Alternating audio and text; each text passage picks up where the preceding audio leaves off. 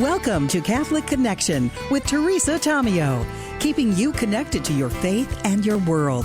Teresa tackles the issues of faith and culture, the pro-life message, and media awareness. And now, here's Teresa Tomeo. And it is a Wednesday morning. Great to be with you on a Wednesday and every day here at Catholic Connection. It's August 13th, 2025, and we have a dynamic show lined up for you today. Well, I like to think it happens every day, but in particular, some really interesting topics this morning. We have, after the news and weather, of course, on a Wednesday, we have Sister Betty Ann McNeil. She's an expert on St. Elizabeth Ann Seton.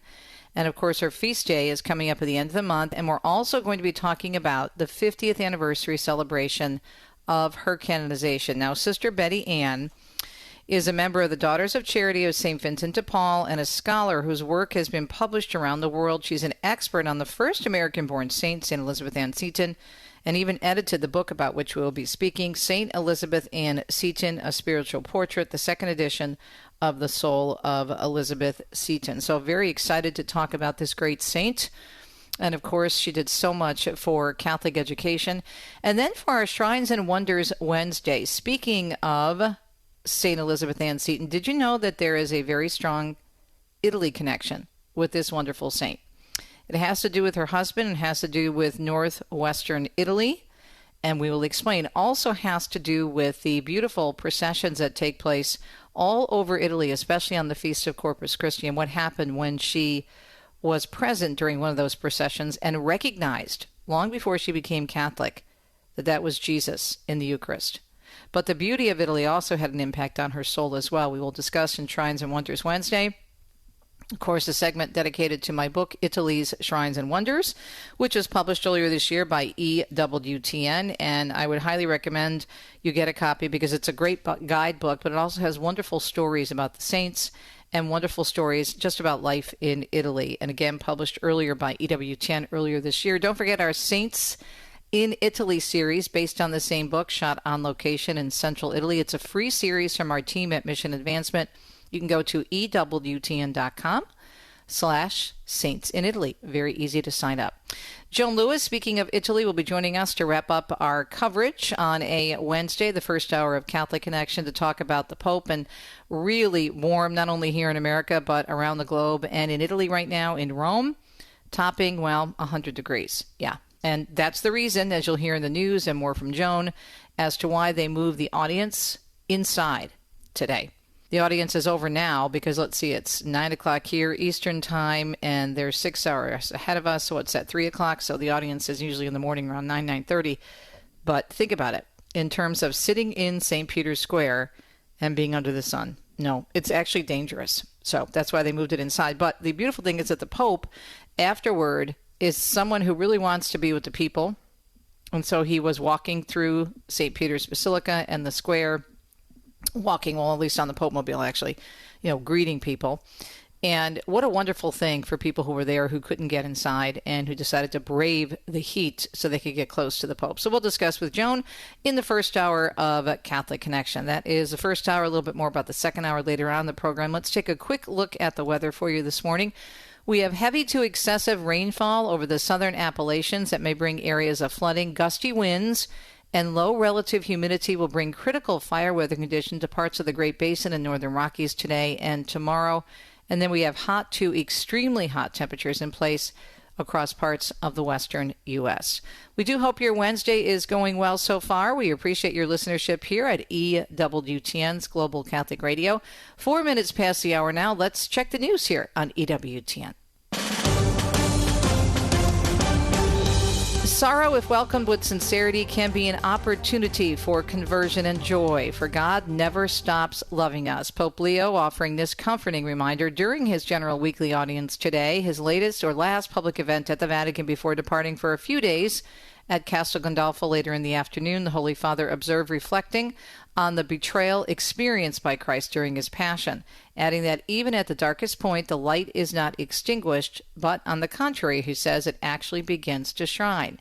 This is, he said, because if we recognize our limits, if we let ourselves be touched by the pain of our Lord, then we can finally be born again, since faith does not spare us in the possibility of sin, but always offers us a way out, and that's mercy. He said, Jesus is not scandalized by our fragility, for he knows well that no friendship is immune from the risk of betrayal. Due to the intense Roman heat, as we mentioned earlier, the audience took place inside the Vatican, Paul VI Hall, right next to St. Peter's. Regardless, the Holy Father still stopped over to greet faithful who were not able to fit into the hall and were inside in other locations nearby to stay out of the extreme heat. Meanwhile, the prefecture of the papal household announcing that the Pope will also be traveling to Albano, Italy on Sunday, August 17th. He'll celebrate Mass with the poor.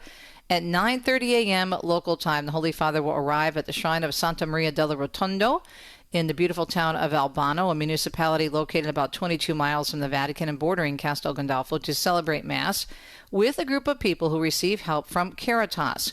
And after Mass, he'll head to Castel Gandolfo to preside over the Angelus prayer at noon from Liberty Square. In addition to the Diocese of Albano, he will later share lunch with 100 low-income people. In other news this morning, the White House says nearly 24 arrests were made overnight by officers surging across Washington, D.C. The arrests coming hours after the president announced the nation's Capitol Police are being placed under federal control. He also activated hundreds of National Guard's troops to help patrol D.C. streets. The emergency authority the president exercised under the D.C. Home Rule Act will expire, though, in 30 days. Unless Congress approves an extension. The president said his action could also be used as a model for the takeover of the U.S. cities with high crime rates, specifically mentioning Chicago, Los Angeles, New York, Baltimore, and Oakland during Monday's news conference. And Vladimir Putin will be the first, as Mark Mayfield tells us, Russian leader to visit Alaska when he meets with the president in Anchorage later this week. Trump and Putin will hold their summit Friday at Joint Base Elmendorf-Richardson, a giant military base with over 30,000 residents. That includes both Elmendorf Air Force Base and Fort Richardson Army Base. Alaska also plays a part in Russian history. The U.S. purchased the Alaskan territory from Russia over 150 years ago. At Friday's summit, Trump and Putin will discuss ending Russia's war in Ukraine, which Trump has said may include swapping some territory. I'm Mark Mayfield. President Trump is set to speak virtually, meanwhile, with Ukrainian President Zelensky tomorrow. That's according to multiple reports, saying the call will also include Vice President Vance and European allies. It all comes before, as we mentioned, that Trump is set to meet with Vladimir Putin on Friday in Alaska as he works to end the fighting between the two countries. Zelensky, meanwhile, has said Ukraine won't give up any territory to Russia and will not give up trying to get NATO membership. Russia has demanded Ukraine give up land to reach a deal to end the war. Blake Shifton tells us talks are underway today in Egypt, aimed at ending the conflict there between Israel and the Palestinian terrorist group Hamas. Hamas has confirmed that its chief negotiator is in Cairo for talks this week aimed at reviving ceasefire negotiations with Israel after talks broke down last month.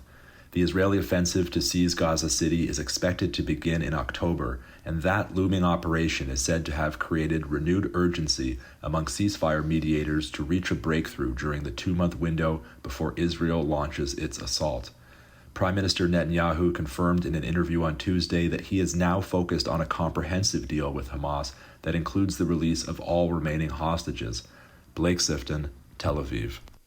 Texas House Democrats have reportedly confirmed they intend to return to their state after fleeing in an attempt to halt legislative proceedings which included GOP attempts to redraw congressional districts in the state.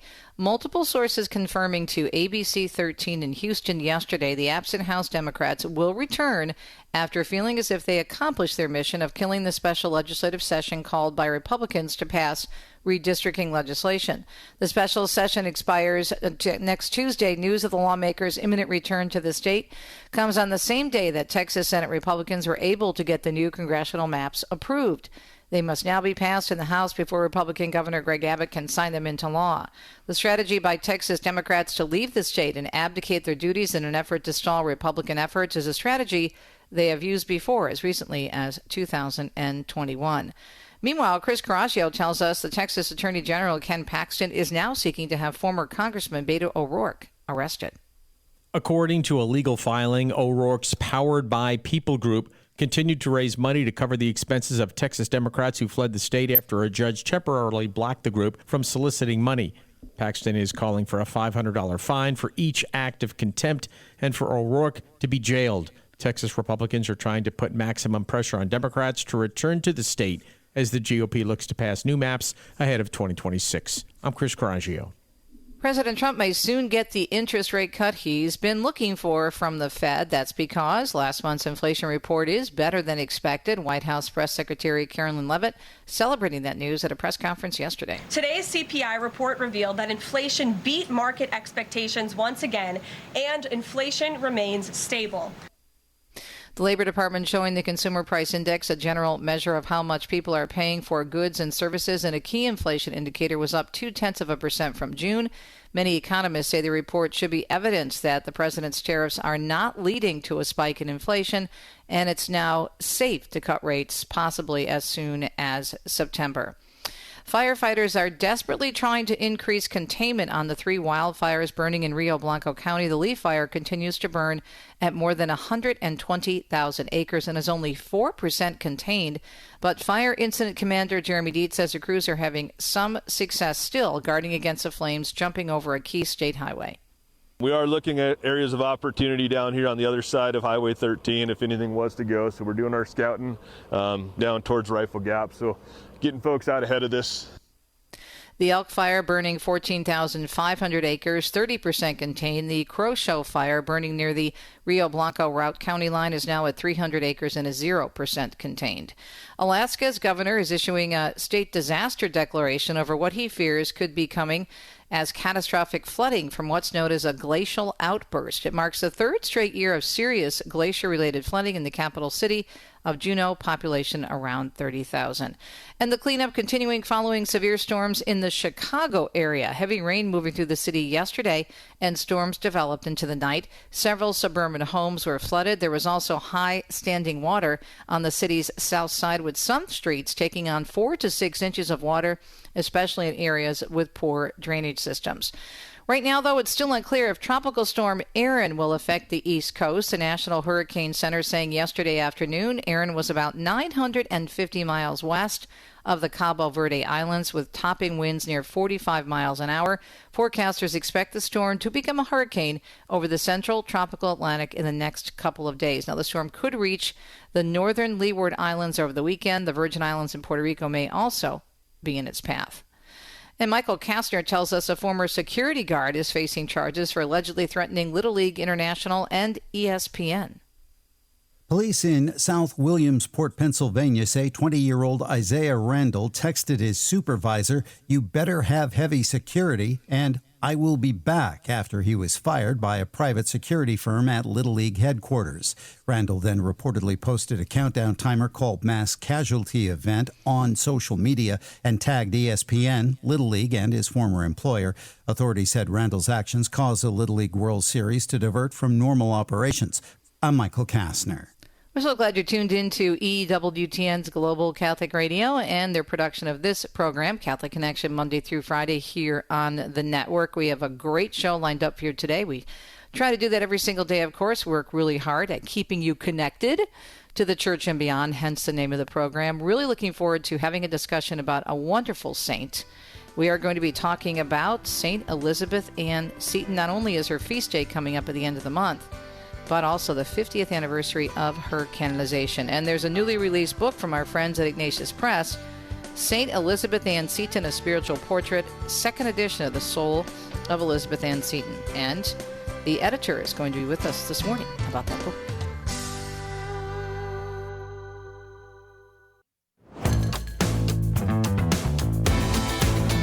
Let the saints come marching in. We are so blessed in the one holy Catholic and Apostolic faith to have so many amazing saints to whom we can look up and admire and call on their intercession, including the great St. Elizabeth Ann Seton. And we're going to talk about her today. There's so much to discuss because her feast day is coming up. There's the 50th anniversary, also a big celebration that's planned. We'll give you all the details. On the phone with us is Sister Betty Ann McNeil. She's a member of the Daughters of Charity of St. Vincent de Paul and a scholar whose work has been published around the world, an expert on the first American-born saint, St. Elizabeth Ann Seton. She also edited, as I mentioned earlier, Father Joseph Dervin's classic, The Soul of Elizabeth Ann Seton, and also wrote the introduction. And I'm holding this book from Ignatius in my hand. Sister, good morning. Thanks for joining us. Good morning. It's delightful. Thank you.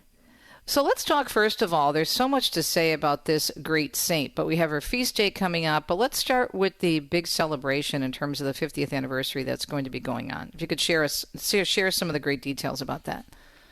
Well, the 50th anniversary of the canonization of the first native-born American saint is the weekend of September 13th and 14th at the National Shrine of St. Elizabeth Ann Seton in Emmitsburg, Maryland, which is between Baltimore and Washington, and Gettysburg, just around the corner. It will include Eucharistic celebrations by the Archbishop of Baltimore, the Superior General of the Congregation of the Mission coming from Rome. There will be music festivals, concerts outside on the lawns of the holy grounds, as well as living history programs all over in the historic houses where she lived, opened her school, and where she died.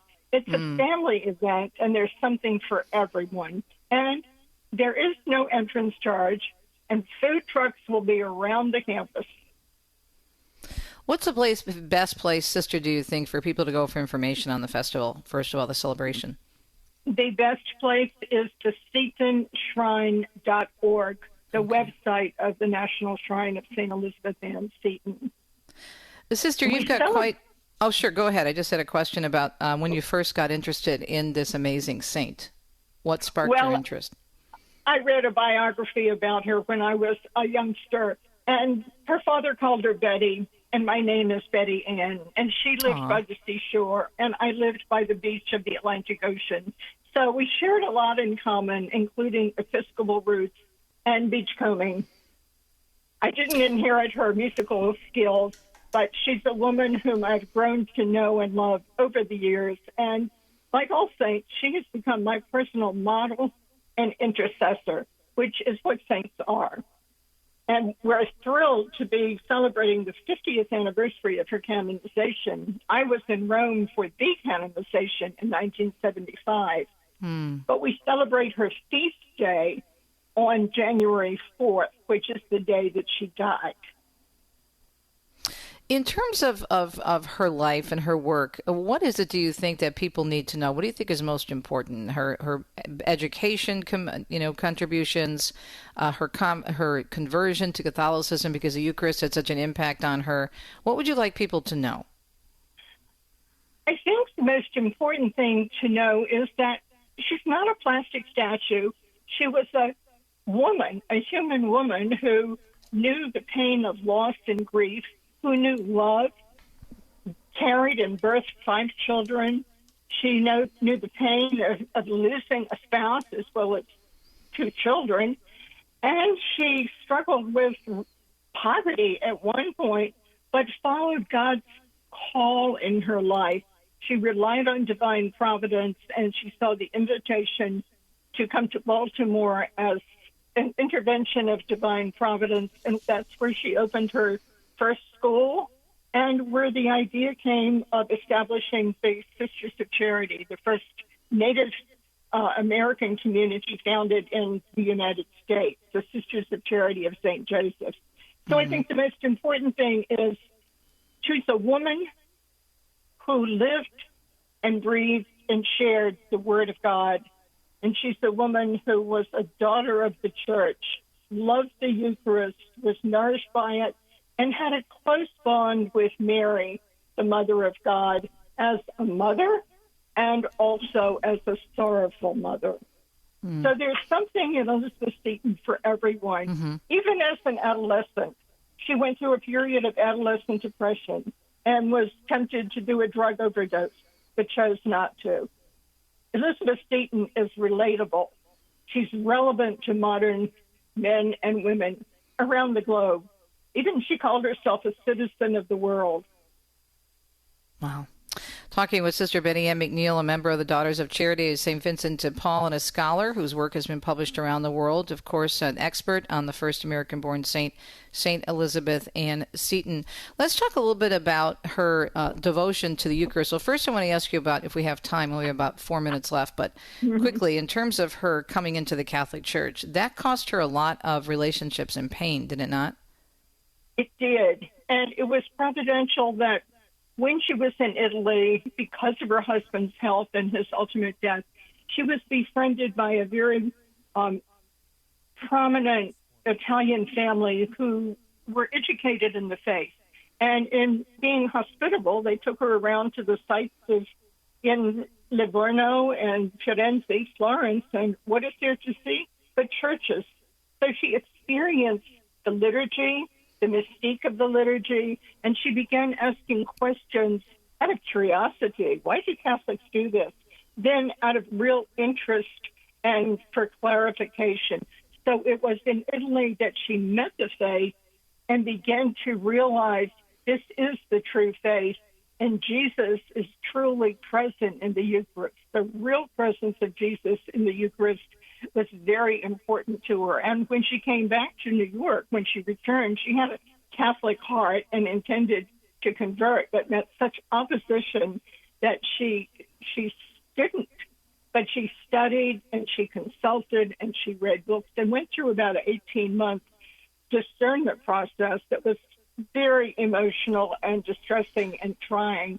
And ultimately, she just put her foot down and said, I believe the Catholic Church is the true church of apostolic succession, and I'm seeking truth, and I will go there, I believe, and I'm going to be a Catholic and try to be a good one.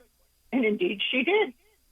So after conversion, family and friends rejected her, and there was anti-Catholic bigotry, and she had difficulty getting a job.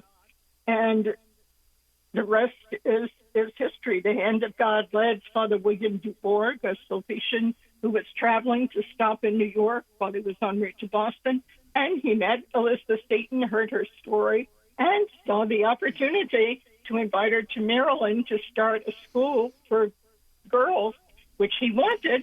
And this one thing led to another. Divine providence paved the way, and Elizabeth Seton saw God's plan unfolding and accepted God's will. That was very important in her life.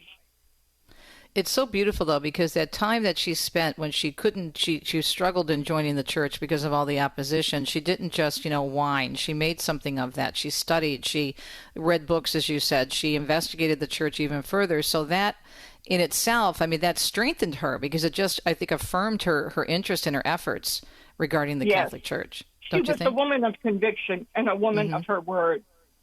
And she lived the word of God as she saw it, as it unfolded, and she shared it.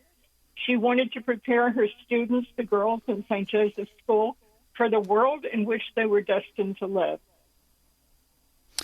The final comments, Sister, as we wrap up, have about a minute left. Why would you encourage people not only to get a copy of St. Elizabeth Ann Seton, A Spiritual Portrait, for which she wrote the introduction, but why should we learn more about her and call on her intercession, do you think? Elizabeth Seton is a woman, a friend in heaven, who can intercede for anybody who is seeking grace, seeking favors. And the beauty of the book is it unfolds, it's not a biography, it unfolds her spiritual development along the path of her life. And it shows her growth and her maturation in the faith so that she truly became a disciple and a holy woman, a woman of virtue. Sister, thank you so much. Beautiful insights. You are indeed an expert, and we so appreciate your knowledge about this beautiful saint, St. Elizabeth Ann Seton. And, of course, grab a copy of St. Elizabeth Ann Seton, A Spiritual Portrait from our friends at Ignatius. We'll be right back.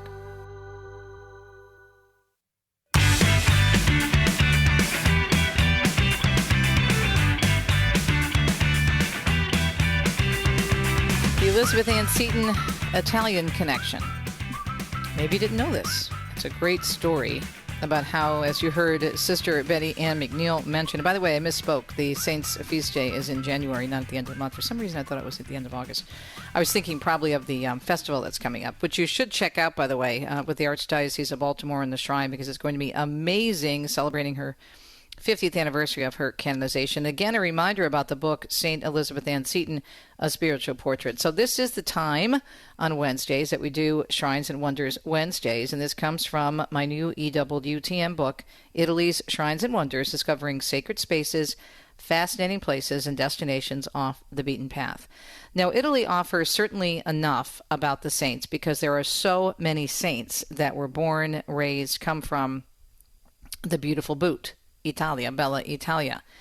But in addition, there are also saints who visited there and had incredible experiences, or maybe relocated to the country of Italy, or had that experience, as you just heard Sister say, and then took that back to the United States to do something big with it. So what is the Italian connection with this beautiful saint, Saint Elizabeth Ann Seton?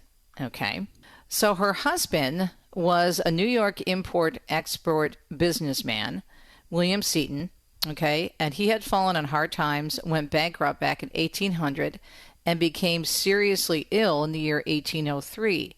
Later that year, the couple took their daughter, Annina, and traveled to Livorno, the port city of the Ligurian Sea. If you're looking at the map of Italy, it would be on your northwest. Okay, now Liguria is associated with many, many beautiful spots along the coast that are very popular with travelers and tourists.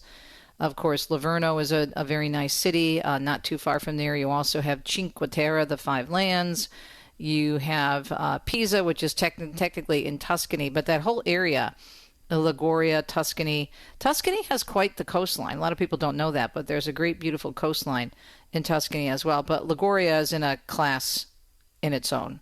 You have Porto Venere, which is another beautiful city. It's called the Land of the Poets. And so that area, again, is gorgeous. So it's on the western edge of Tuscany, and hoping to, of course, help her husband by putting him in a different environment, the pure, clean sea air. They were hoping it might effect a cure for his tuberculosis. He was quarantined for a month on an island because of an outbreak of yellow fever in New York. They eventually were allowed to disembark. Sadly, within 38 days, he succumbed to the disease, died 2 days after Christmas, and was buried in the local English cemetery there. The crushed young widow and her daughter had nowhere to turn other than the arms of their wealthy Italian hosts. They received more than they ever could imagine. 8-year-old Anita remarked once, "Oh, Mama, how many friends God has provided for us in this strange land, for they are our friends before they know us." Born and bred an Episcopalian, she found herself very moved by their devout Catholic faith, and the seeds of conversion to Catholicism were sown wide and deep with spiritual practices and apologetics presented in the form the widow Seton would understand. But the intense devotion of the family, and listen to this, in the presence of the Blessed Sacrament, touched her most profoundly and fortified her commitment to Catholicism. She returned to New York in early spring 1804, and in mid-January of 1805, as you heard Sister say, in terms of really taking some time to study and to dig in her heels and to try to push back against the persecution she received for wanting to become Catholic, she asked to be received into the Catholic Church at St. Peter's on Barclay Street. Now, the area in which she spent so much time in northern Italy is just, again, very lovely. Now, unfortunately, some parts have been taken over by social media influencers, and I would not advise going to Cinque Terre unless you go in the way off season because it's just so crowded and overrun. But still, the coastline and the scenery there is just absolutely breathtaking. And the sea air is phenomenal along the coast. All the coast of Italy. Italy has so much coastline. But think about where she was located. Liguria and also Tuscany. And you heard Sister say that she spent time in many of the churches. And so when you're in Tuscany, you're very close. Obviously, you're right there with Florence. And many people, when they're spending time in Florence, do go up to the coast, and they will go to Cinque Terre and other places along the coastline. Pisa, for example, because it's just convenient. It's very easy to do a tour from there. But let's just start with Florence. You think about the Duomo. You think about Santa Croce. You think about the David, right? And the museums there.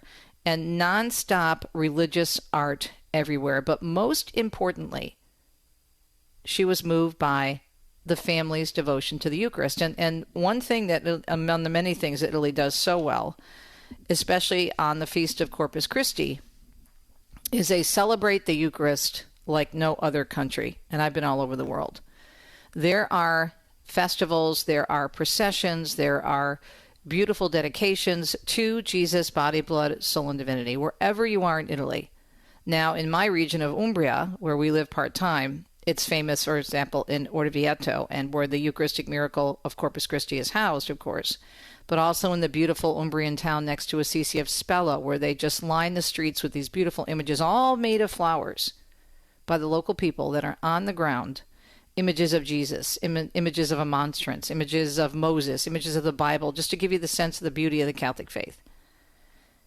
She was there when there was a particular Eucharistic procession, and when she witnessed the monstrance being brought through the streets, she hit the ground on her knees. Not really at that time fully understanding what she was witnessing or whom. She felt it. She knew there was something special about what the Catholics were doing, what they were celebrating, and what they were lifting high. And so, as you heard Sister say, she came back to the United States, and because of that experience, because of the dedication of the Italian family who embraced her, who took her to the beautiful sites, in addition to obviously her immediate love of the Eucharist, it was the love of the Italian people and also the beauty of Italy that spoke to her about God and Catholicism. Because even if you're just looking at nature in Italy, which would be enough for a tour, because it's so phenomenal, when you are there and you have nature as a backdrop, and then you have these amazing basilicas and churches and cathedrals everywhere, I don't care if you're in a small town, a big town, and when the whole town is still built around the church, the piazza, the Duomo there, right? That's the main center. That's the main area where people still gather today for their passeggiata, the evening walk. It does something to you. If you don't feel moved by what you see in a place like Italy or, let's say, Poland or Spain, where there's so many incredible churches and the lives of so many incredible saints, then you need to check your pulse. Because if you are open to God, then beauty leads us to goodness, and that leads us to truth, as Bishop Barron says, and as I say in the opening introduction of my book, Italy's Shrines and Wonders. The shrines of Italy were a wonder for a great saint, Saint Elizabeth Ann Seton. That experience, God providing that beauty and that sense of truth for her, as seen in the cathedrals and the Eucharistic processions and the love of an Italian Catholic family, led her to come back to her homeland, the United States of America, and become not just a Catholic, but an amazing Catholic saint who will be felt, her influence will be felt forever in so many ways. That's our Italy Shrines and Wonders segment. Check out the book, Italy Shrines and Wonders from EWTN, and also our Saints series, EWTN.com/Saints in Italy.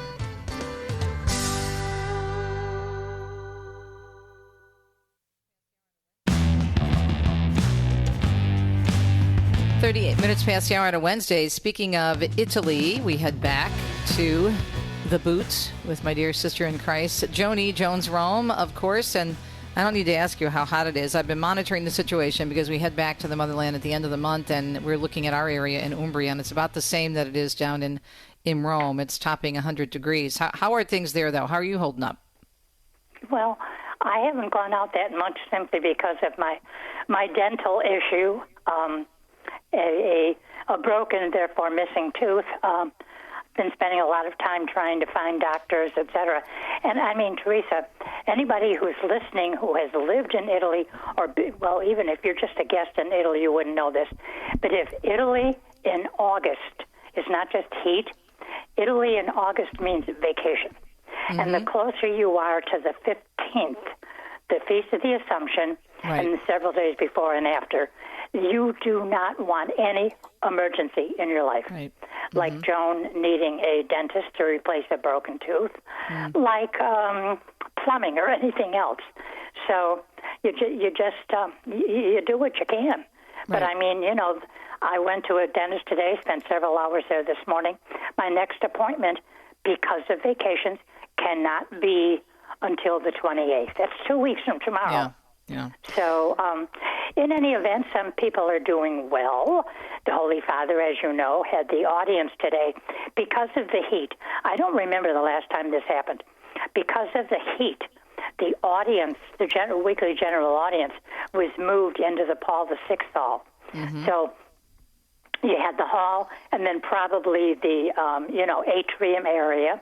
The Pope spoke to people there. Then he went to St. Peter's Basilica, and people could watch from, if you happened to be in St. Peter's Square, you could see everything on the big screens. Right. But the Pope went to the Basilica where there were lots of people, and then a thing from the Vatican press office said he was also outside in the parking area.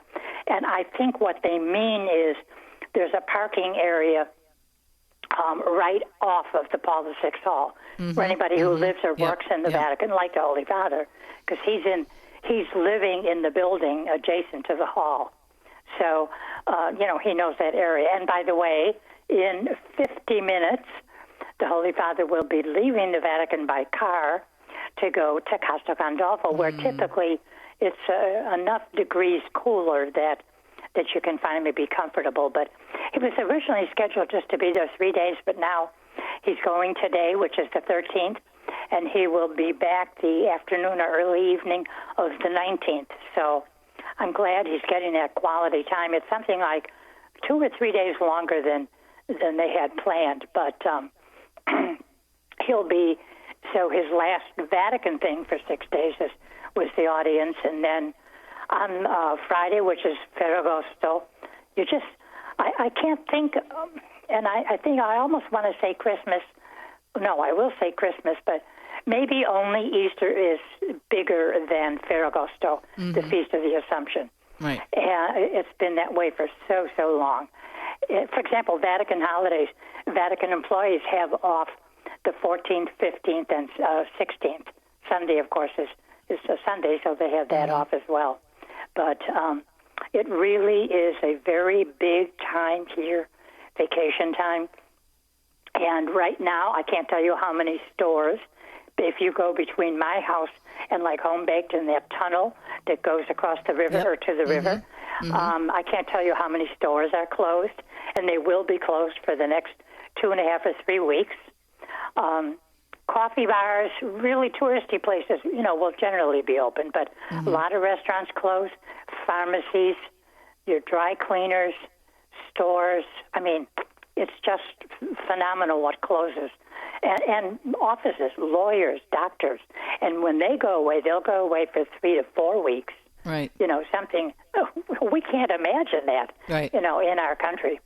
But, my pastor wrote an article. I talked about this last week in my last segment of Italy's Shrines and Wonders. He studied, of course, in Rome and was at the NAC, and he says he misses, the Riposo. He misses the shutdown. He talked about Ferragosto. He talked about the whole month of August, that they don't just take the time off for the feast, but they make it a whole event. Now, obviously, it goes back, the whole celebration of August goes back in time before the Assumption to Caesar. But then, of course, thanks be to God, the church came along, and we have this beautiful celebration connected to Mary, and the festivals are amazing. But he said there's nothing like it, and he misses the things slowing down. And he said Americans just would not know what to do.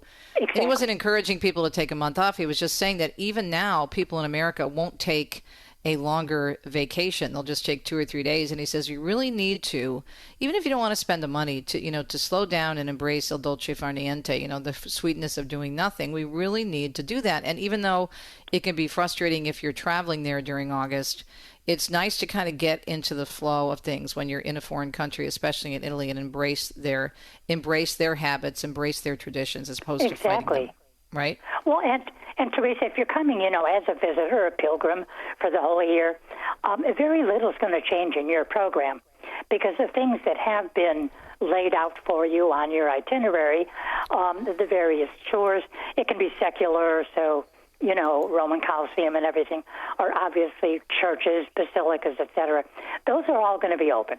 And it might be somebody said, go to this restaurant, and you find it closed. But other than that, your time here as a tourist, as a pilgrim, very little will change about things, being open or not open. Maybe your favorite store might not be open, but anyway, you can adjust to that. So, but you're right. It's called Ferragosto. Everybody here knows it's August 15th, and it comes from the Latin Ferie di Agosto. And this is when, mainly because of the weather, things were shut down, and the emperors would sponsor games, maybe for a month. and it would be in this month of the year, and they were known as August holidays because people were exempt from work so that they could attend the Emperor's Games. But anyway, as you said, thankfully over the years, it's now this beautiful Catholic feast of the Assumption, and there isn't anybody in Italy that can't tell you when the Feast of the Assumption is. I wonder if we did the same poll in America, would people if know? They would know. Yeah. It's interesting because I've been receiving all these great WhatsApp messages from our neighbors in our little town in Umbria, and the celebrations that they're doing, even in our little village in the center of, in the middle of the country near Assisi. They're doing so many wonderful events, related to the church and little things outside and processions and whatnot. And then what's so beautiful, I think, of course, the Italians are experts at this as well, but the fireworks are everywhere. Just so amazing. So amazing. I know. It is just wonderful. And then the town where I'd want to be this weekend if I could would be Castel Gandolfo. Just because of I've been there. I love it. It's beautiful, small, so peaceful, historical. Yeah. And, of course, now has a Pope in residence, part-time residence. But, no, he'll be busy on Friday. He'll celebrate Mass at 10 in the Church of San Tommaso in Castel Gandolfo. And then on the 17th, he's going to say Mass in a church in Albano, which is not, far away. It's one of the Roman hill towns. And then after that, he'll be back at Castel Gandolfo for the Angelus, after which he's receiving a number of people for lunch, number of people experiencing, I think the Vatican Bulletin said, experiencing poverty. So about 100 people.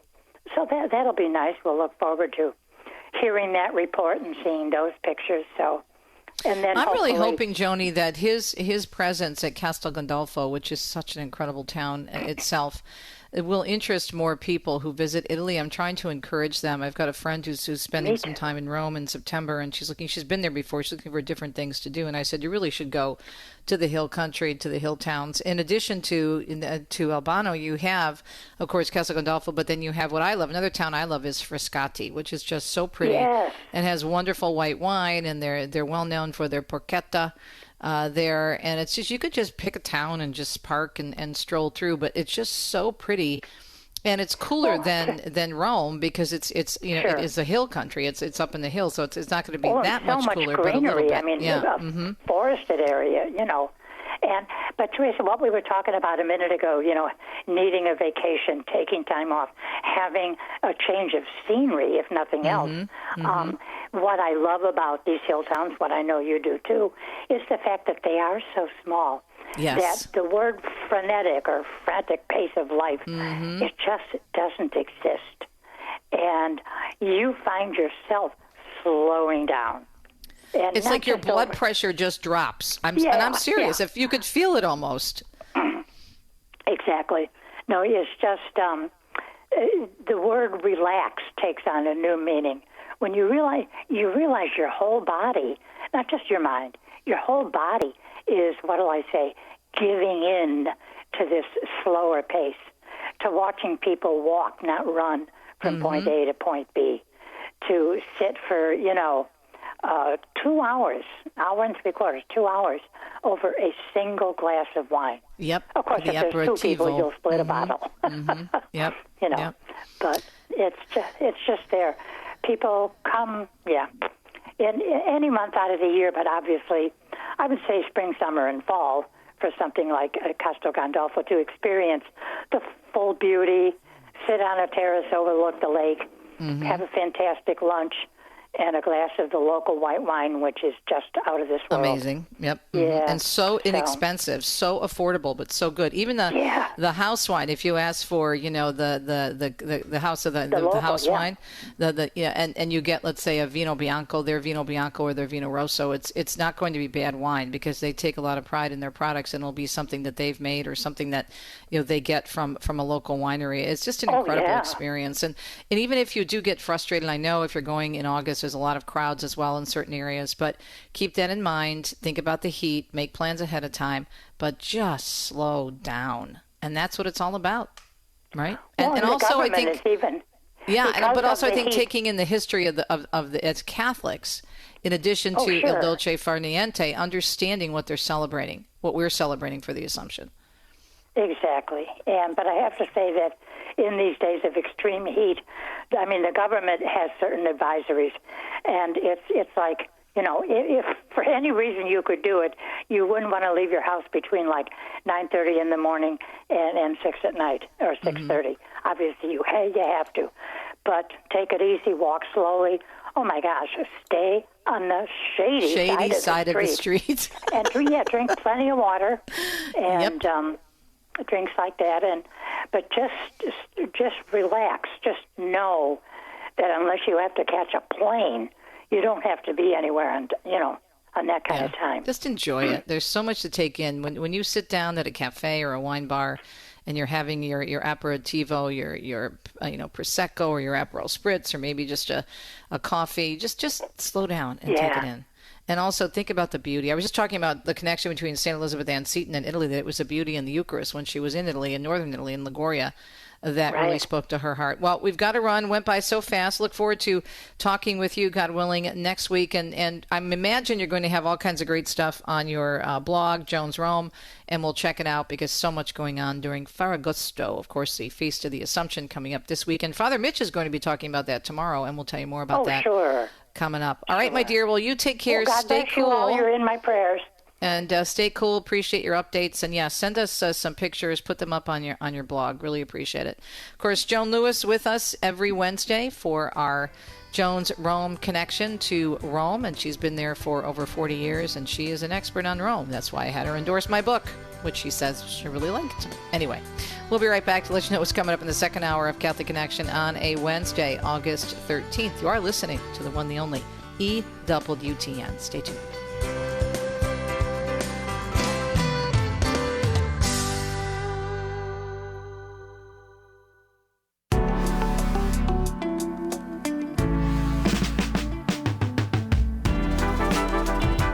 .55 minutes past the hour. It's a Wednesday. We appreciate your listenership here on EWTN's Global Catholic Radio. Coming up in the second hour of CC with TT on EWTN Radio Extra, we will have a dynamo with us, and he's so energetic, probably because he exercises so much. He has a lot of adrenaline going through his veins and his bones. It's Dr. Patrick Castle, president and founder of the wonderful Relay for Pro-Life, and he's just incredible. I've interviewed him, I think, almost every year I've been covering the March for Life for EWTN, and he is such a joy.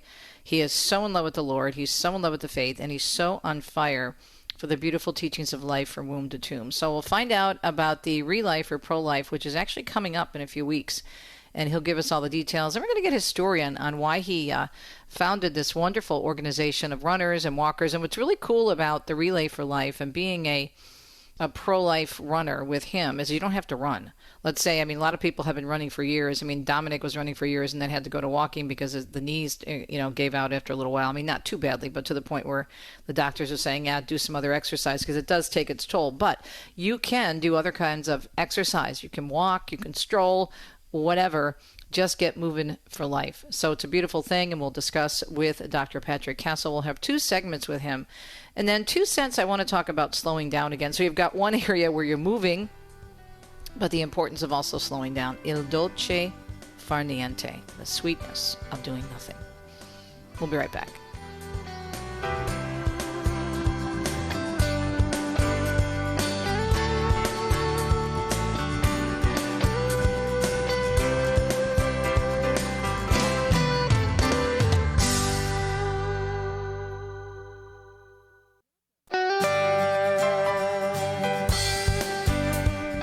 Welcome to Catholic Connection with Teresa Tomeo, keeping you connected to your faith and your world. Teresa tackles the issues of faith and culture, the pro-life message, and media awareness. And now, here's Teresa Tomeo. Hope your Wednesday is going well. It's August 13th, 2025. Thank you for tuning in to the second hour of this program produced by EWTN. As you just heard, we are on EWTN's Radio Extra channel. Appreciate those of you listening to the second hour.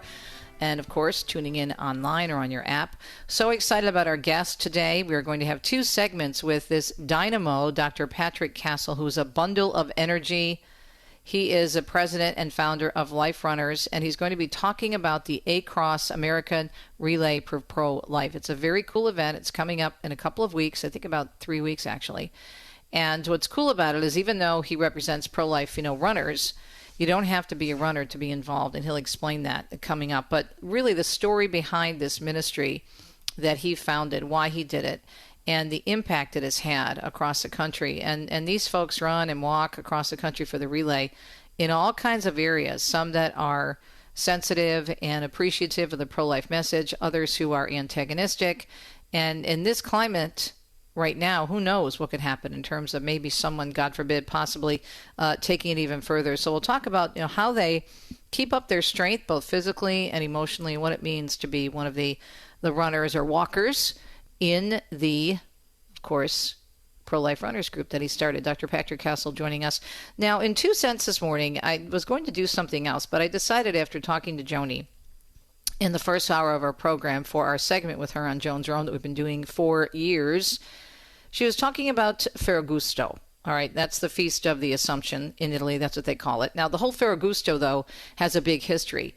The biggest thing, though, I want to discuss is, something I mentioned that my pastor said in a recent column of his, talking about the ability to slow down. It's so difficult for us, all of us, because we have busy lives. If you have children, especially, if you're still working, or even if you have grandchildren, there's a lot you want to do. We're all busy. But one thing that Deacon Dom and I have learned to embrace is il dolce far niente. And the peace that comes with that, the sweetness of doing nothing. And it really is doing something. And people try to get their heads around that. And in America, we're just not good at it. And I have to say that when I come back to the United States after being in Italy for a couple of months, it's really hard to adjust. Because you feel like, oh my gosh, you're just like overwhelmed with, first of all, the noise and the busyness. And of course, we live in a very large area in southeastern Michigan, Metro Detroit, which has over 4 million people. It's a lovely area. And I grew up here. I was born on the East Coast, another busy area, New York and Jersey area, and then came to Michigan with my family when my father was transferred. And so I've always been around big cities. And I guess I was never even conscious of how high-strung we all are and what it feels like when you're on this treadmill. For example, the other day on Monday, Deacon Dom and I were heading across town for a meeting at Corporate Travel. And the construction, I'm sure it's in your area as well, the construction in the summertime, it's like those orange cones are state flowers, right? And it took us over an hour to get home for normally like a 20-minute ride because of the construction. And it was the middle of the day. It was after the show we went. And I'm like, are you kidding me? It's 2 o'clock, 1 o'clock in the afternoon, and there's this much traffic. And I kept longing for the hills of Umbria and the peace. But we'll discuss the importance of what that does to our soul. What does Scripture say about slowing down? And why really we should take advantage of it now before the school season begins. Most of kids, I know there's a lot of kids back in school, but mostly kids will be starting Labor Day weekend, and then all the busyness begins, right? With the extracurricular activities, the sports and whatnot. Take a breath, enjoy this month, and enjoy Ferragosto, Italian style. That's coming up on 2 cents. And of course, as I mentioned, Dr. Patrick Castle will be joining us to talk about the Life Runners. Let's take a look at the forecast and see what's happening across the country weather-wise. Looks like the rain may force us to slow down because there's a lot of it coming up. Heavy rain to excessive rainfall over the southern Appalachians, bringing areas of flooding. Gusty winds and low relative humidity will bring critical fire weather conditions to part of the Great Basin and northern Rockies today and tomorrow. And hot to extremely hot temperatures are in place through today across parts of the western U.S. This is Catholic Connection, an EWTN production, and this is our EWTN Radio Extra channel right now. It is 4 minutes past the hour and time to check the news on EWTN's Radio Extra. Well, the Pope says sorrow, if welcomed with sincerity, can be an opportunity for conversion and joy. For God, he says, never stops loving us. Pope Leo offering this comforting reminder during his weekly general audience today, his last public event in the Vatican before departing for a few days at Castel Gandolfo later in the afternoon. The Holy Father reflected on the betrayal experienced by Christ during his passion and said that even at the darkest point, the light is never extinguished, but on the contrary, begins to shine. This is, Pope Leo said, because if we recognize our limit If we allow ourselves to be touched by the pain of the Lord, then we can finally be born again. Since faith, he says, does not spare us in the possibility of sin, but always offers us a way out, and that is mercy. He also said that Jesus is not scandalized by our fragility. He knows well that no friendship is immune from the risk of betrayal. Due to the intense Roman heat, meanwhile, the audience took place inside the Vatican's Paul VI Hall. Regardless, the Holy Father still stopped over to greet the faithful who were not able to fit into the hall and were instead located in other places nearby to stay out of the extreme heat. Meanwhile, the Vatican says that the Pope will be traveling to Albano, Italy this Sunday. You heard Joan mention that earlier, to celebrate Mass with the poor.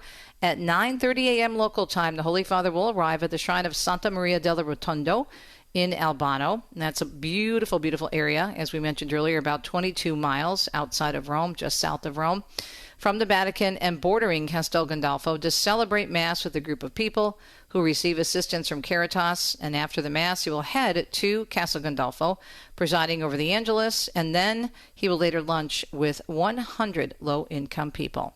In other news this morning, the White House says nearly 24 arrests were made last night by officers surging across Washington, D.C. Those arrests coming hours after the president announced D.C.'s police are being placed under federal control. He also activated hundreds of National Guard troops to help patrol D.C. streets.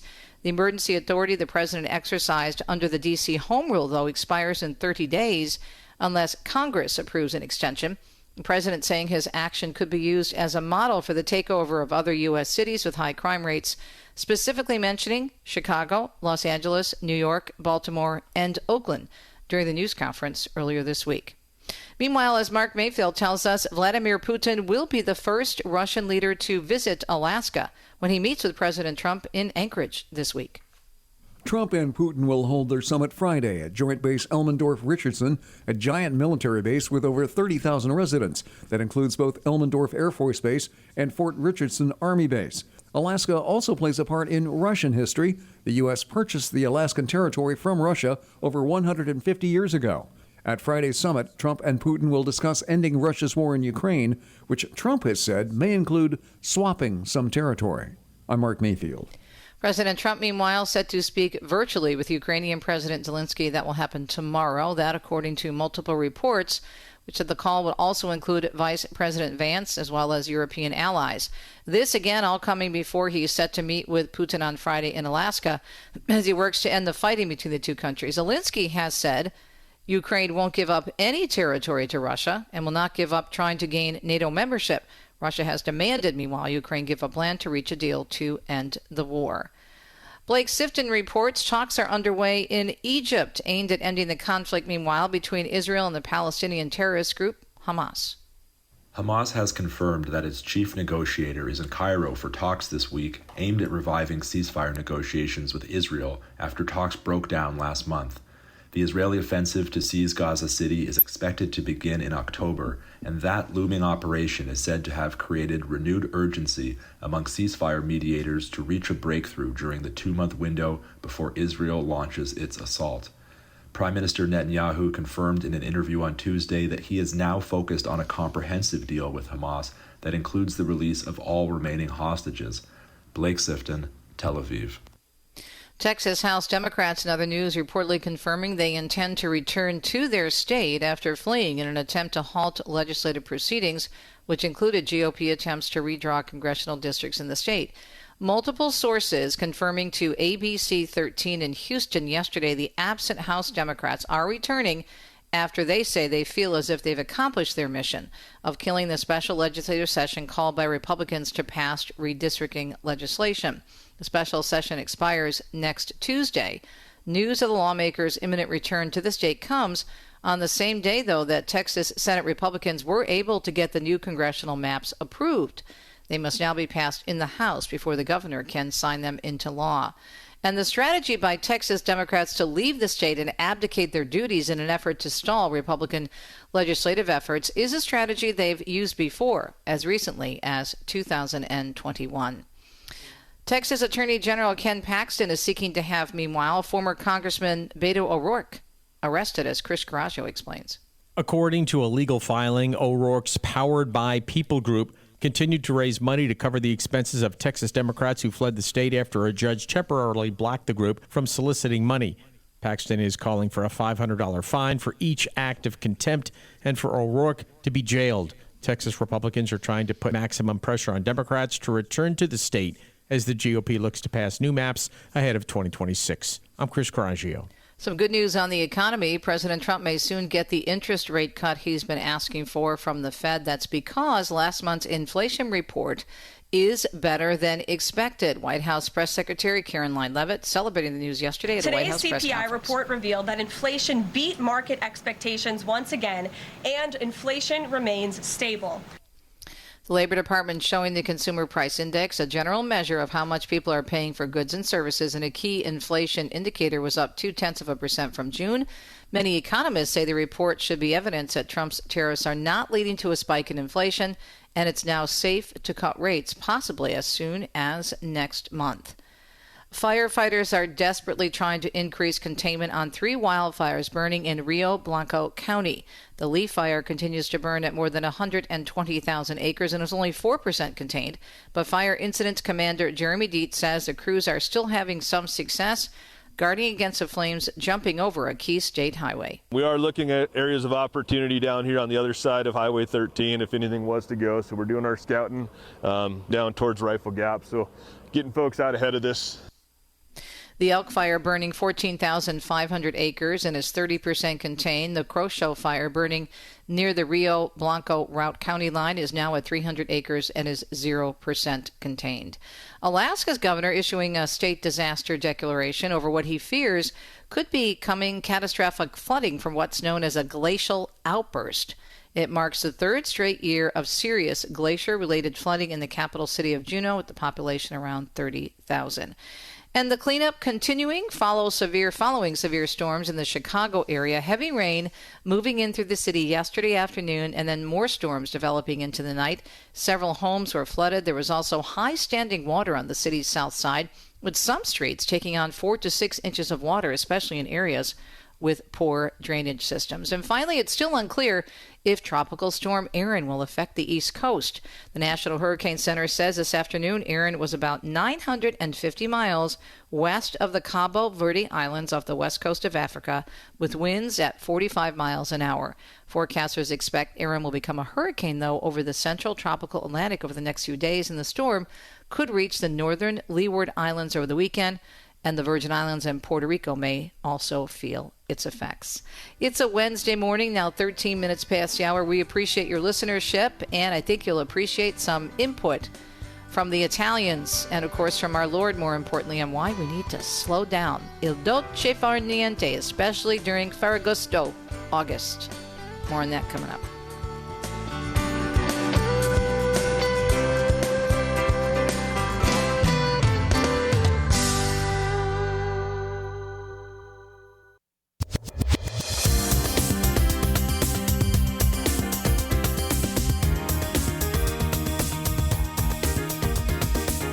Welcome back, Catholic Connection. It is a Wednesday morning. It's August 13th, and I do hope you're enjoying the program today. We enjoy being with you every day here on EWTN, especially our second hour on EWTN's Radio Extra. Listening to Joan talking about this month of August, which is known in Italy as Ferragosto. Actually, it's known quite well across Europe because so many people come to Italy during August because it's a big holiday month for everyone, and they vacation. And the most common place they go is either up in the mountains or along the seashore, and you have plenty of seashore all over Italy. But it's really important for us to think about why we should embrace this idea of il dolce, the sweetness of doing nothing. Il dolce far niente.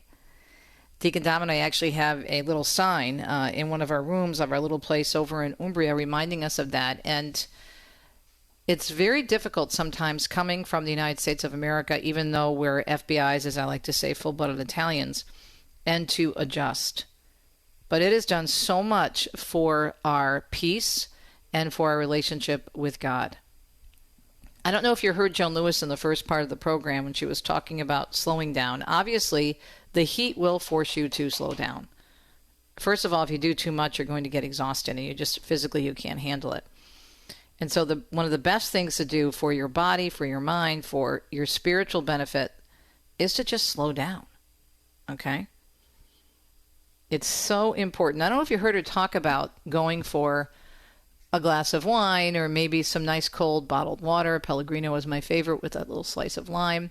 Or maybe having an espresso to give you a little boost.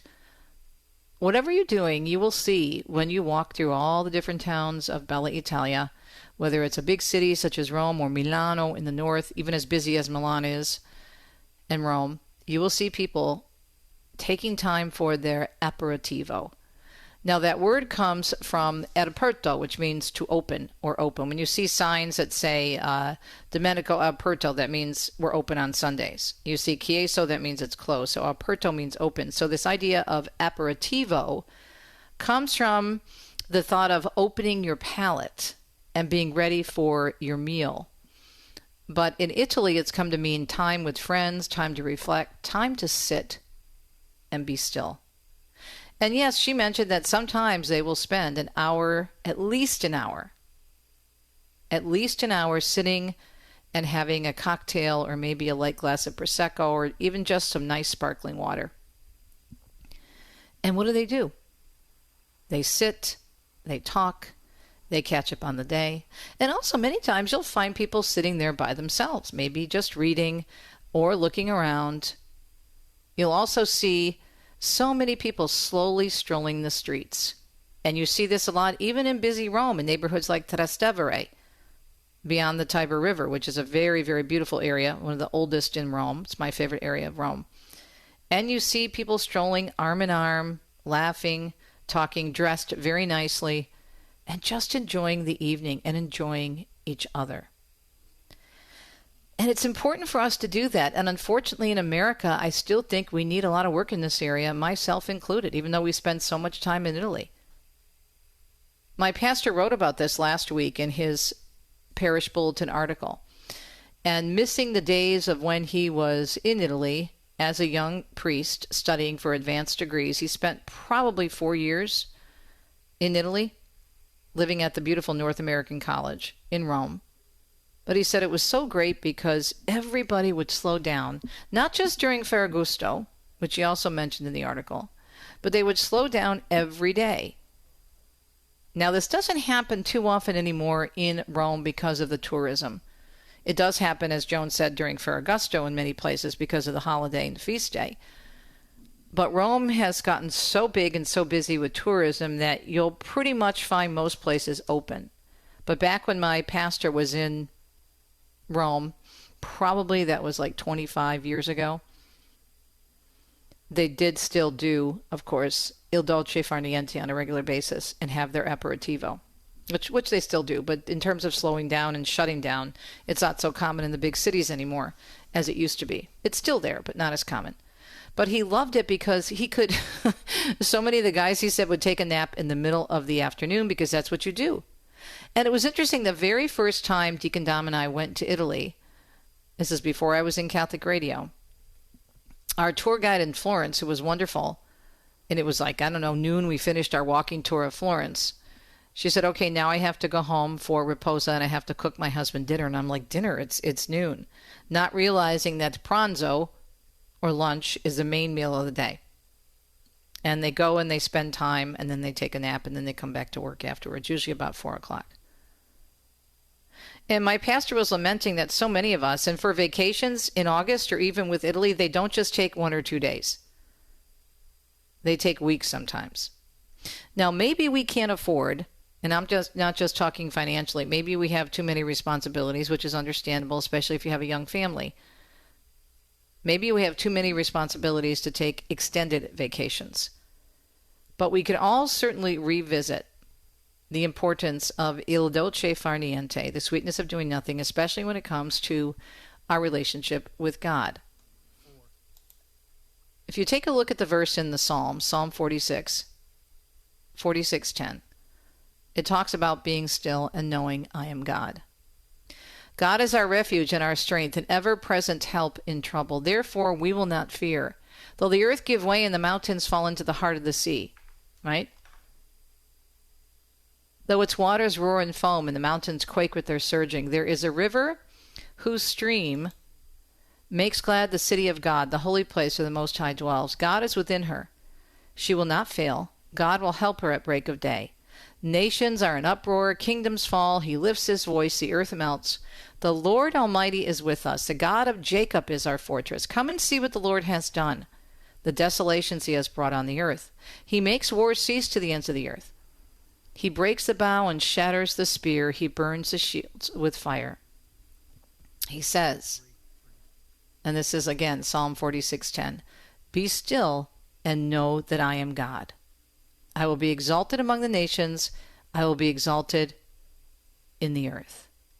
Now, if you notice, a lot of people are familiar with Psalm 46:10, "Be still and know that I am God," but they're not familiar with what precedes it in terms of all these verses about things about which we're concerned. Waters roaring, right? We're looking at flooding right now. We're looking at earthquakes. We're looking at all the weather, a possible hurricane coming our way. But we're reminded in verse 9, he makes wars cease to the ends of the earth. He breaks a bow and shatters a spear. He burns the shields with fire. Be still, and know that he is God. And I encourage you, a little homework assignment for you today, in addition to pondering that verse 46:10, to think about the importance of il dolce far niente, the sweetness of doing nothing. Now, when you're doing nothing, you really are doing something, because if you're sitting and just slowing down, that means hopefully you're taking a breath and you're reflecting. Just do a search on Google for the importance of reflection and slowing down. You would not believe what you will come up with. There was a really big piece that was published by the Harvard Business School, and this was in 2020, when a lot of us were forced to slow down because of the COVID pandemic. And the author says reflection, and by the way, the author happens to be Italian-American. Reflection, the pause that brings peace and productivity. Joseph Badaracco studied classic works and interviewed 100 managers in 15 countries to learn how busy men and women find time for reflection. Reflection is important. It gives us a chance to pause and figure out what really matters, especially when struggling with a difficult issue. We often get advice to reflect, and we often give the advice to reflect, but how busy are we that we don't allow ourselves to find the time to reflect? And they go all the way back to meditations by even Roman emperors on the importance of reflection, which is part of the reason that of course, Romans started this Ferragosto, this celebration in August. Now we dedicate it to Our Lady, but what did Our Lady do? We see so often in Scripture, she pondered. She was able to be still, and she knew who was God. Let us do the same and embrace more often il dolce far niente, the sweetness of doing nothing. We'll be right back.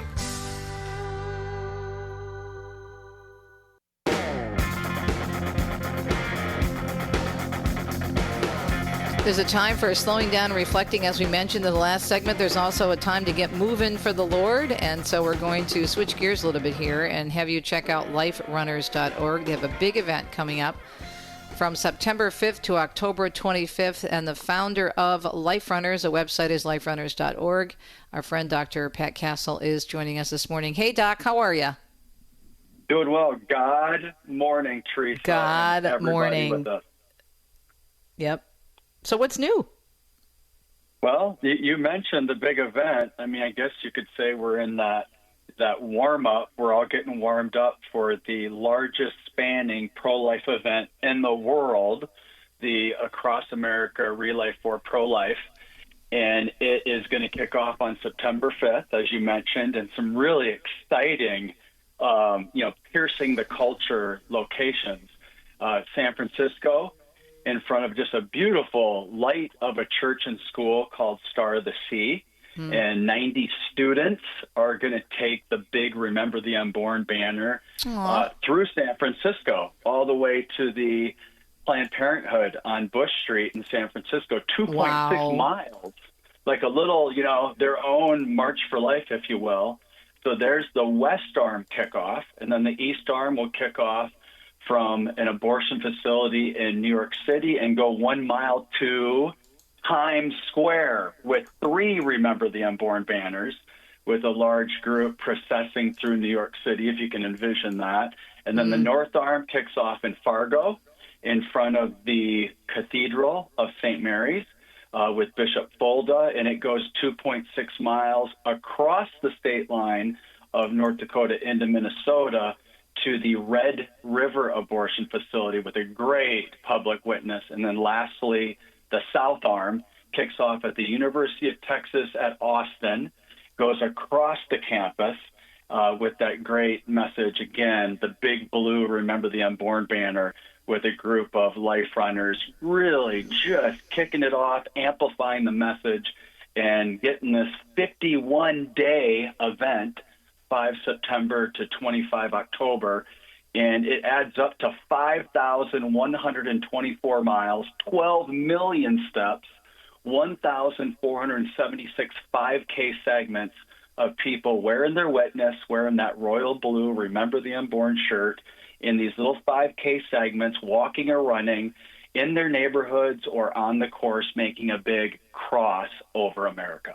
Now let's talk about, you mentioned some of these cities. Boy, you talk about being in the belly of the beast, San Francisco, New York, and going to different Planned Parenthood facilities with that beautiful banner. What is it like for those people who do that? What kind of resistance do they experience?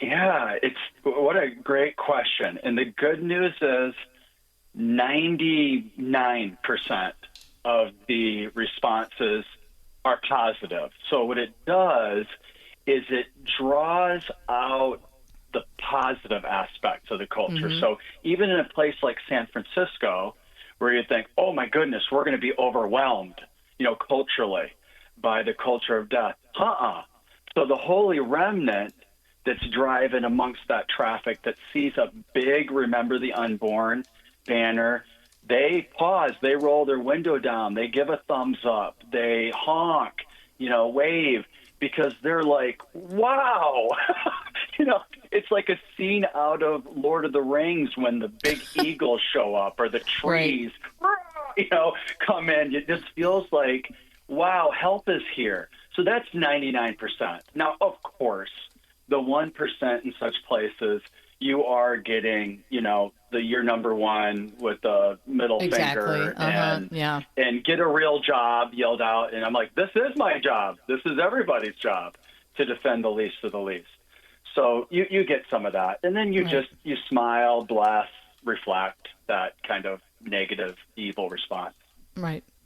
But the end of the day, I know that doesn't matter, because even though people may have a little bit of, queasy feeling in their stomach, so to speak, they're going to do what they need to do, and they need to speak up for life. Let's go back, Pat, to when this all started. You're the founder of, this Life Runners of America, liferunners.org. Why did you start this? What prompted it? Well, the Wayback Machine. I'll take that question all the way back to a race I did. In August of 2006, I did a 13.1 mile race up Pikes Peak Mountain in Colorado. And near the finish of that race, it was highly fogged over, very disoriented, unsafe, as you can imagine, on the top of a 14,000-foot mountain. And in answer to prayer, I had encouragement from St. Padre Pio. Really? And it's quite a story. It's quite a story. And listeners can go watch a video and hear about that encounter. And that's at liferunners.org / Well, I want to hear some of it now. That's why I asked the question. So we'll go to the website. Yeah. So, but if they want to hear the whole story, it's / STPIO, liferunners.org / STPIO. But in that, I just kind of, I cried out, Lord, I need help. Like, I'm lost up here, and we have a holy goal, and we've been in this together, training in this mountain all summer. And I had someone behind me give just a real clear voice. We are 10 minutes from the top.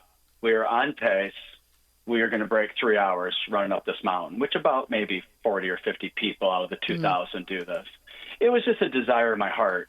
But this encounter later had a lot of precision with the intercession at the exact time. I looked at my watch for this encounter. It was 9:50 a.m. Mountain Time, and I talked to my mother later, and she said, I asked for St. Pio to help you, and I wrote down the time, and it was 9:50 a.m. Did anything unusual happen on the mountain? So, and you're getting a really brief version of this encounter with St. Pio. But as you can see, I mean, the intercession of a mother, concerned about her son, me reaching out to God for help. St. Pio, we know this guy loves bilocation. He loves to help people on this side of heaven keep oriented towards heaven. And it was just a beautiful thing. I remember saying, Lord, I'm going to proclaim your name from the top of this mountain. And sure enough, me collapsed at the finish line. A journalist from the local newspaper, circulation 450,000 newspapers, came up and said, your finish was the most exciting of the day. You were the last person to break 3 hours. Will you give me a statement? And my statement was, with 1 minute to go, I prayed, come Holy Spirit, carry me forth. And here I am. And they put that, a picture of me collapsed at the finish line with me looking up to St. Peter and the clouds, and gave that quote, and then wrote a little article about, 10 seconds to spare. That circulated out, proclaiming God's glory to 450,000 people the next morning when they used to receive their newspaper at their doorstep versus their computer online. So praise God. That you asked the Wayback Machine, that encounter got me one step more serious about what would God like to do with running. And then the next step was I formed a group that studied the book Unbound by Neil Lozano, which is studying evil in the modern world. We identified abortion as the crown jewel of Satan, the greatest evil imaginable. Okay, Pat, hold that thought. We're going to get into that more after the break. I want people to stay tuned. This is fascinating because we always talk to you about the beautiful events, but getting to the heart of the matter with Life Runners is huge, and it will give people encouragement to check out your great website for the big event coming up, the big relay coming up in September. Go to liferunners.org. Our guest is Pat Castle, Dr. Pat Castle, the founder. We'll be right back.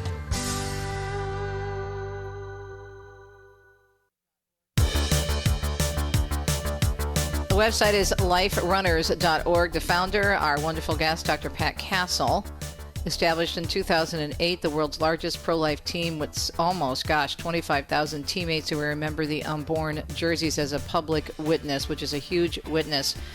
So we were interrupted by the satellite break. I want you to continue the fascinating story of how you identified abortion as an evil, getting together, realizing we have got to do something. So that's what really caused the focus on abortion, correct? That's correct. And, that holy encounter with St. Pio led to getting a little bit more serious, and that was by way of studying the book Unbound by Neil Lozano, which really talked about how evil works in the modern world. We identified abortion as the crown jewel of Satan, and we went to work in ministry by way of standing in front of abortion facilities as a witness, by way of going to nursing homes, to the ministry of presence, to defend life from conception to eternity. And then Life Runners was born out of that prayer and devotion by way of 12 of us going and running the Chicago Marathon in 2008 to raise funds for ultrasound equipment. And people saw our shirts that said, "Remember the Unborn" on the back and the Trinity on the front, and they said, where can I get a shirt like that?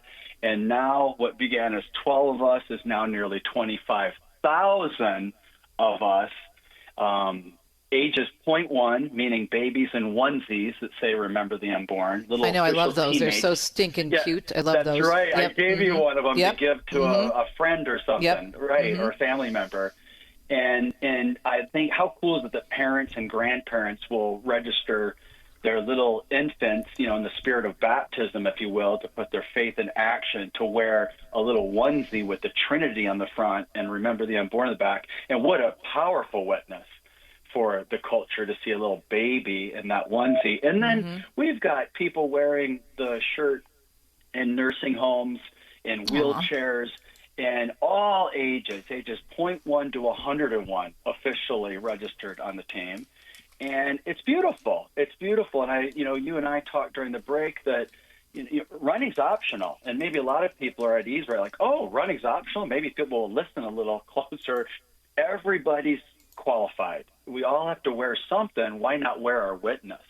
And when we're out, whether at the grocery store or going for a walk or the park or to Mass, whatever that activity would be, why not wear your witness and impact hearts and minds for changing lives? So I like to quip that the walkers, the non-runners, really are better life runners because you can read their Remember the Unborn message easier and have a visit with them because they're not running by. So, walkers feel really comfortable. We've got more walkers than runners, probably 10,000 people that run or are willing to run, and 15,000 people that, are like, hey, I'm willing to do it, but I'm going to just do it at this pace so people can see it, read it, think about it, meditate it, talk about it, start conversations in a grocery store line. Everybody's qualified. Let me ask you, I want to go back to something you said, which is so important, identifying abortion as the biggest evil. Why? Because a lot of people don't see it that way, unfortunately, even many in the Catholic Church. I mean, for me, you and I were talking during the break that when I think you know my story, when I came back to the church, I did a lot of research and prayer and studying, and I was very pro-choice, and I was in college and in the early years of my career. And then when I started to connect the dots, and I have a whole chapter in this in my book, Extreme Makeover, The Abortion Distortion, I realized how I had been lied to. I realized how abortion is like this giant octopus sucking life out of everything. It impacts so many areas of life. Yeah. And you see so many society ills that can be directly connected to abortion or an abortion experience in terms of maybe helping someone procure an abortion or not being able to stop an abortion. But what led you to determine that this was what the church says, the biggest evil and the preeminent issue, as the bishops remind us? Yeah, for me, as a PhD nano-analytical chemist, someone who, I taught biochemistry at the Air Force Academy and at Christian College, at a big public high school, I start with the practical. Just like faith, I look out and I say, look how awesome God's creation is. Certainly, God is real. Look what God did. Well, let's look at the practical of abortion and the destruction. Just the ways that children in their mother's wombs are destroyed. They're dismembered, they are starved to death, or they receive a lethal injection. Now, those are the three ways that a child is murdered. I mean, let's define it. Murder and unjust killing. There's nothing just about abortion for that innocent baby. So practically, you start with that horrific reality. But then, Teresa, like you reflected, then we can get a little philosophical. We can look at the other ologies, which I'll give a quick rundown.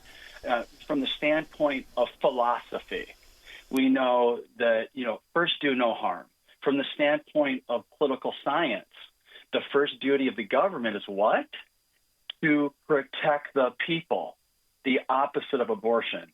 We look at biology. We know life begins at conception, at fertilization. We look at the standpoint of theology, Jeremiah 1:5. When God spoke to young Jeremiah, this verse is emblazoned on the Life Runner's royal blue shirt. Jeremiah 1:5, God said, Jeremiah, I knew you even before you were in your mother's womb. So when you look at all aspects of the human experience, abortion is a giant red flag. It is wrong at every turn. It's evil at every turn.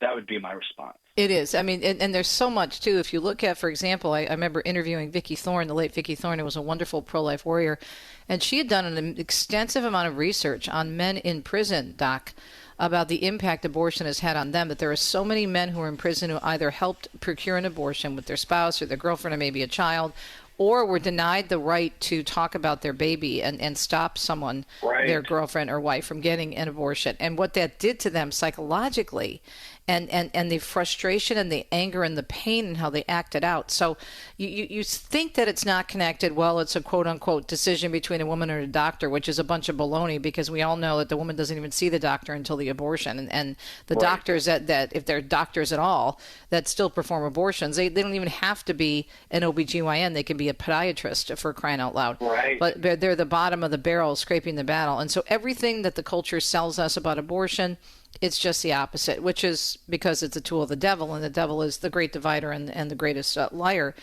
But it's so important to use this as an opportunity, which is so great what you're doing and continue to do, to engage in these conversations lovingly, because a lot of people just don't know, maybe by no fault of their own. In this day and age, with all the information that's out there, it's kind of hard to excuse yourself for not knowing, but it's still an opportunity for you to share with people the truth about the child, and also just about life in general, from womb to tomb.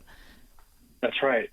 And from that education standpoint, my favorite aspect of the Life Runners apostolate in our ministry is reaching the youth. And so over 10,000 of the 25,000 Life Runners are students, kindergarten to college. And we provide free Remember the Unborn shirts for students, kindergarten to college, to wear at school on the first Wednesday of each month. So if you have any connection, any listeners have any connections to schools, please let them know that we provide free shirts for the entire school, faculty and students, that can get approval through their principal and administration to wear them at school on the first Wednesday month. And you can imagine, Teresa, the great impact of those little messengers going out into the world, a child wearing that witness, and the great conversations and impact. Secondly, the ministry was started with prayer and devotion. We've got a great devotional that you can pick up on our website, the Life Runners Daily Devotions, and we also have a prayer wall. We will be offering up prayers during every single mile of this 5,124-mile relay across America. Again, starts on September 5th, and it finishes at Benedictine College during their homecoming weekend events on October 25th. How cool is that? Great party for pro-life in that environment of Benedictine College. So get involved at liferunners.org, get a shirt, wear your witness, register for a 5K leg of the relay at liferunners.org. Click that relay button, and you can complete those relays in your own neighborhood. About half the miles, people actually do them on the course, Teresa, but there's an option to click that you're going to do your 5K leg or legs off the course in your own neighborhood, in union with all the Life Runners around the world, which is really cool. That means everyone can participate in the relay. Absolutely. LifeRunners.org is a website, and it's coming up in September 5th, and runs through October. All the details are there at liferunners.org, and we're with my friend Dr. Pat Castle, who's been a regular guest of mine, not only here on Catholic Connection, but when I cover the March for Life for EWTN in Washington, D.C. every year. It's so excited to see him there with his walkers, his runners, all the great people that support him. This is just so important. Do you feel, I know you're a very positive person, you're so energetic. Do you feel encouraged about some of the great strides we've made under the new administration? Not to get political, but there's a different mood. And although our current president certainly isn't perfect in the pro-life arena, I would still like to see him change his mind on in vitro fertilization, birth control, and these other issues. But at the end of the day, we are seeing the light at the end of the tunnel, and he does not believe, for example, that people should be supporting Planned Parenthood. The taxpayers shouldn't be supporting Planned Parenthood. And, of course, there have been other major pro-life and faith efforts that we've seen under this new administration. But in general, what are your thoughts in terms of the mood out there right now? Right. This was a topic that we discussed this past weekend at the University of Mary at the National Catholic Bioethics Conference, which was just awesome. And we talked about some of these impacts and what's going on culturally.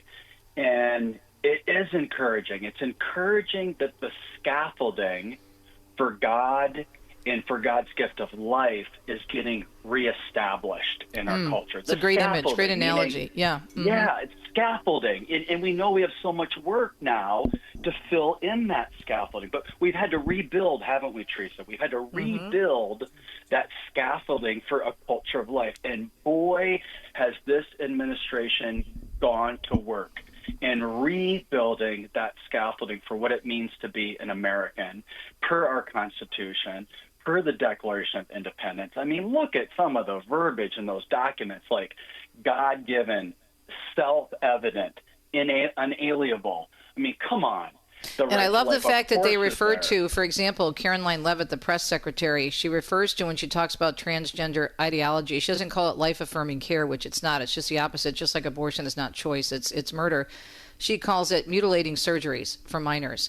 We have to start using that language. We have to use the language. We have to use truth. We're not hiding anything. This is what it is. Abortion is the taking of a life. Why did they call it a termination?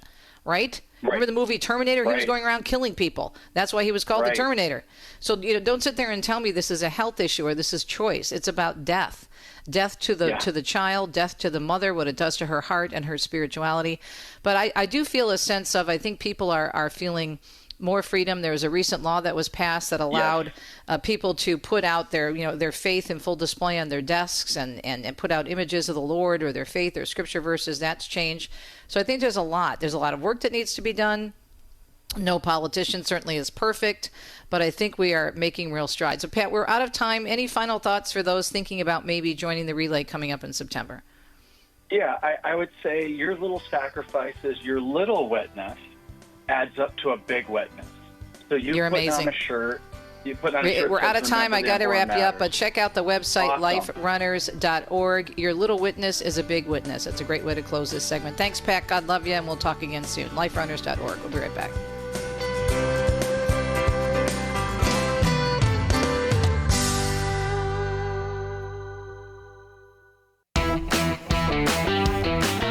Received a beautiful email after my segment in the first hour regarding the Italian connection with St. Elizabeth Ann Seton, whose 50th anniversary of canonization is coming up.